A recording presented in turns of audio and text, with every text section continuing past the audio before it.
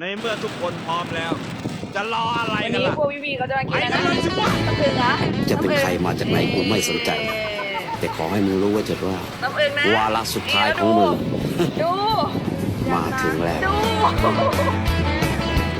แถวเนี้ยแม่ง ร้านยังไม่มีที่จะอยู่ บอกตรงๆนะ ดู ถ้าไม่ได้จริงอยู่ไม่ได้